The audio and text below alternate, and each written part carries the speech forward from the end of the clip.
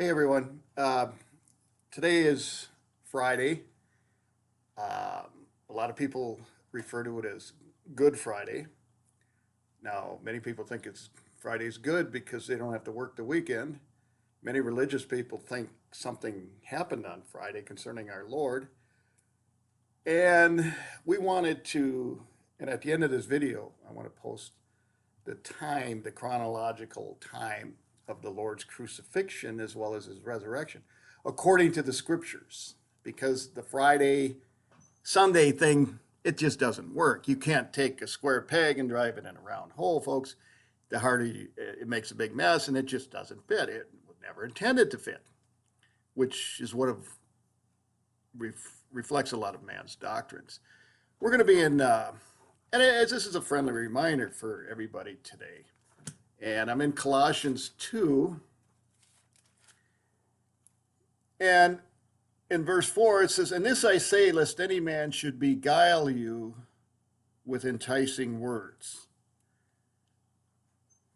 If we lean back to our own understanding, then we get into things like denominations, special days that we claim are of the Lord, and really not. Because when you read the scriptures, the Lord himself was very specific to say that he would be 3 days and 3 nights in the belly of the earth. The Bible talks about how he resurrected the third day according to the scriptures. It's quite clear. It's precise. And yet we will have people swear up and down that, and I noticed it yesterday, and this is what got it started for me, was the corner organization that calls himself Christian. We're putting Good Friday service followed by a Resurrection Sunday. But that just doesn't fit because you don't have the 3 days and 3 nights. Now, in sharing that this week with other people, what I got for a response was, well, at least it's for the right reason, or we're pointing the people to the Lord.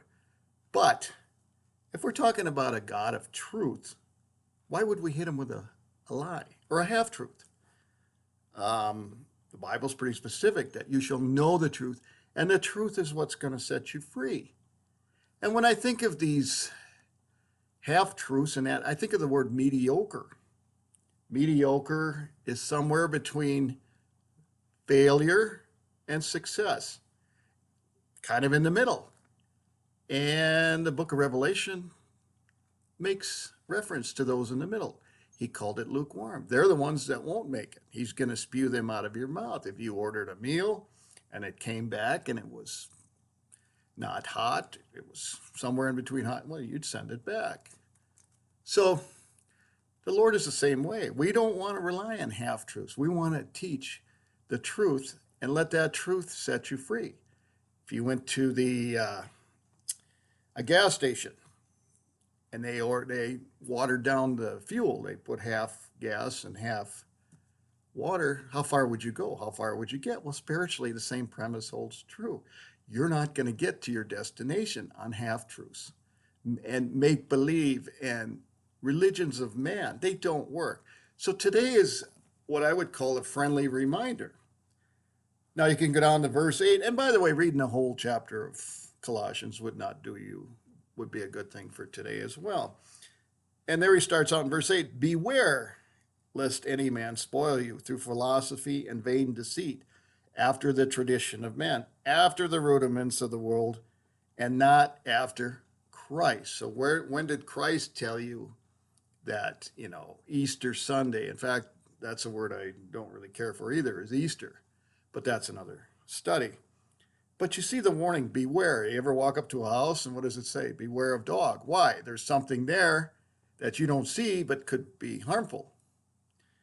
And Paul gives that warning throughout Colossians. Something's there that involves man and not the Lord. And an unregenerated man, a man that doesn't have their mind renewed with the mind of Christ. When you have the mind of Christ and it's renewed, you're seeing and hearing things from his perspective, no matter what people tell you. And there's a lot of people that claim to be Christian that swear up and down that, well, today's Good Friday and Sunday is Resurrection Sunday. But when you read the true events, which we will post at the end of this, you see that it fits. I like this so much better because this is the one that fits. And by reading it, you'll understand that the Jewish calendar started at sunset. The days would begin at sunset, end at sunset, not like ours, in the morning, so to speak. So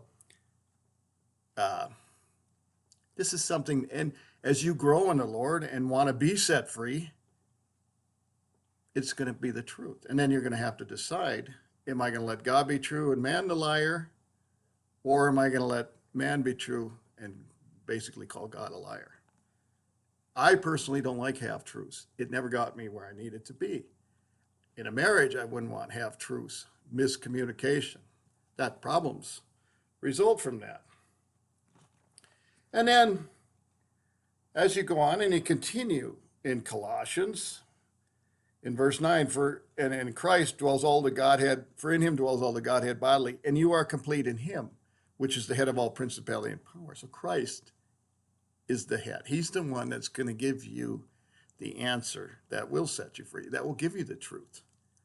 And look at his own life and the problems that he encountered as far as stubborn mankind, who he came to bring him truth, but they wanted to hang on to their own beliefs, the old law, so to speak. And we have a lot of law-abiding Christians today for some reason. I don't know why, but that again is another study, and I'm sure we've covered that in the past. And then I'm down in verse 16. Let no man therefore judge you in meat or in drink or in respect of a holy day, of a new moon, or of a Sabbath, which are a shadow of things to come, but the body is of Christ. Verse 18, let no man beguile you of your reward, involuntary humility of worshiping of angels, intruding into those things which he has not seen, vainly puffed up by his fleshly mind. We have a large organization that's based on a so-called revelation from an angel to bring us another testimony of Christ. Well, apparently he didn't do a good enough job, so someone else had to come along. But folks, today the warning is, and you see it 3 times in here, let no man, beware lest any man. And sometimes we are our own worst enemy when we lean back to our own understanding. So church, my reminder and my food for thought today, let God be true and man the liar. Let him tell you what his word says, and don't base it on what other people have to tell you. Church, God bless, and enjoy your day. Hold fast your profession of faith without wavering.